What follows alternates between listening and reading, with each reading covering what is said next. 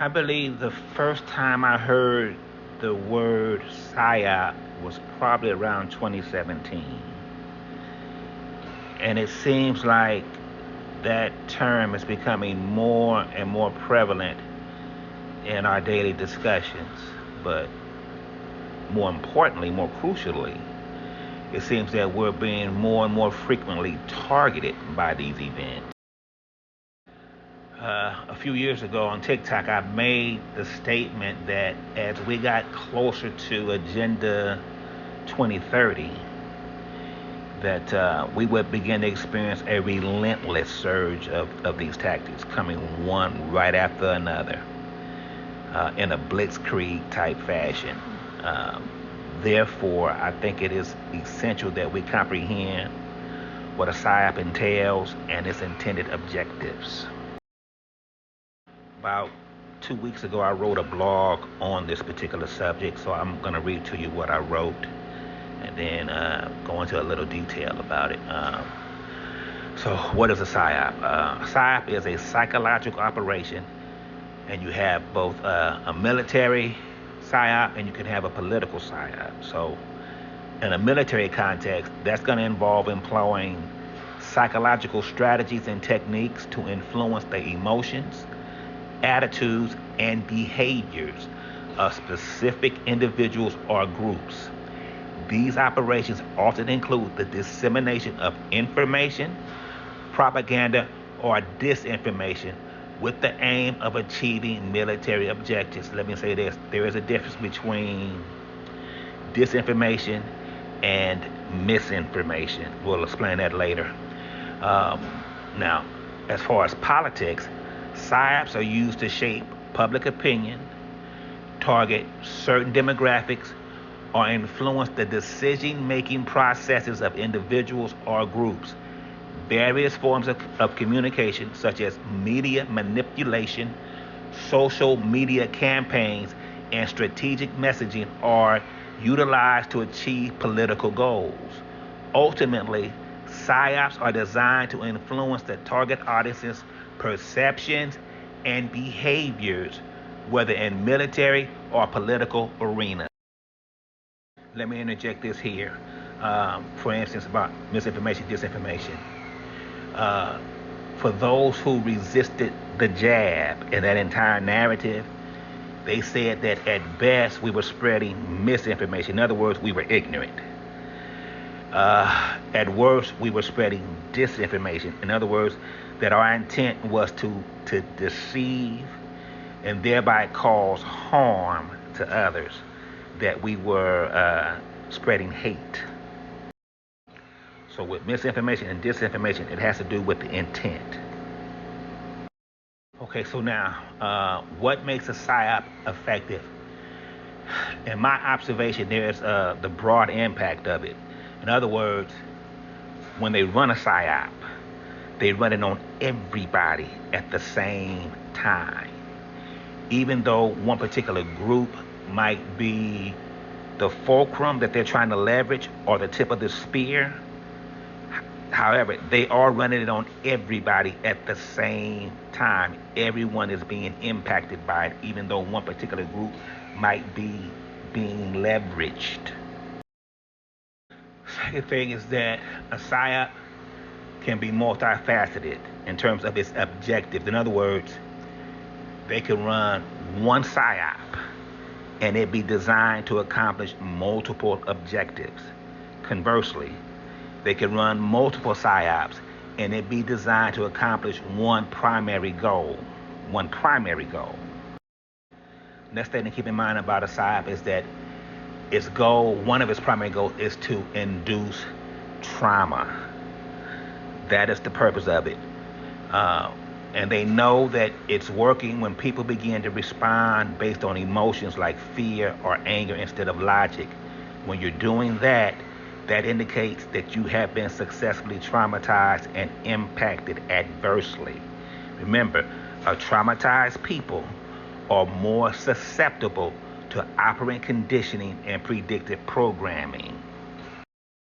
Remember, because when we're in pain, all we want is relief, and they offer it to us. Remember the jab? People were in fear. How was that fear alleviated? By taking the jab is what they suggested. Never mind that it had a 99.7% survival rate, and it takes 5 to 10 years to come up with a successful vaccine. Another thing that the PSYOP is designed to do, in order for the PSYOP to be effective, it must foster a Hegelian dynamic.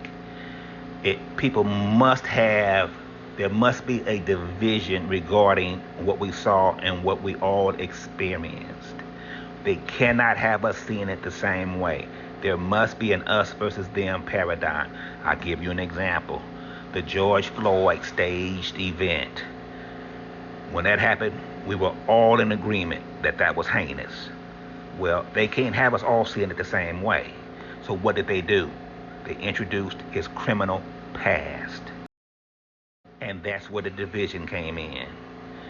Because of cognitive dissonance, some people believing that the police are there to serve and protect.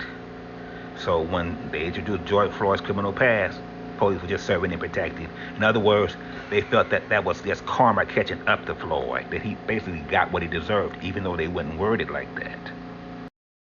But again, they couldn't have us seeing it the same way. And then let me say this about PSYOPs. Yes, they are coordinated and staged. However, just because it's staged doesn't mean that it's not having real world impact. The impact of it is real. The trauma is real. The stress is real.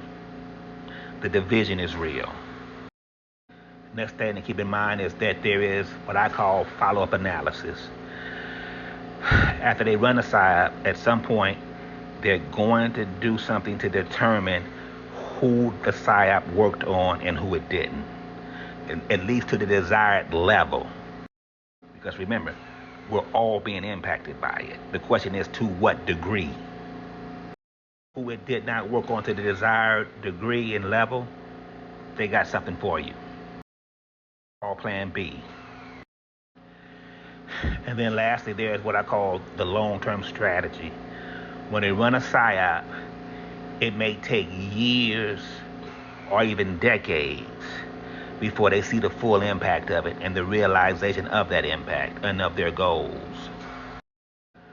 Marxists, when I say they, I'm talking about the Marxists, the progressives, the Luciferians, the deep state. They, the Marxists, they play the long game. They play hardball and they play for keeps. Give you an example. The Civil Rights Act, which never should have been passed. That was a Marxist movement. What should have happened was they just should have simply enforced the Constitution. The purpose of the Civil Rights Act was not black empowerment. It was about black inclusion into a society that is being socially re-engineered. It's another video. We don't have time to get into that. But let me say this. They started that strategy in the 1930s. And they started with sports because of what sports means to the American psyche and culture. And I've talked about that in numerous videos. And they moved from sports to integration of sports. And then they moved, which didn't happen until 1947, I believe. And then they went to the military. And then they went to the Department of Education and School. So in every area, they were making advancements. And in every area, there was resistance and finally resignation and acceptance. And the Civil Rights Act was a Marxist movement. Never should have been passed. But my larger point is that it took decades to get to that point. Last point, let me say this with the remaining time that I have. You'll notice that with every major PSYOP they run, they always introduce race into it. Why? Because as Americans, we have been programmed and conditioned to see everything through the prism of race. They've made the Caitlin Clark PSYOP about race. They've made the Donald Trump PSYOP about race. The reason why people don't like him, oh, he's racist. We got a racist in the White House right now. Race is the easiest way for them to cause division. That's how we know systemic racism will never be legislated out of the system, ever.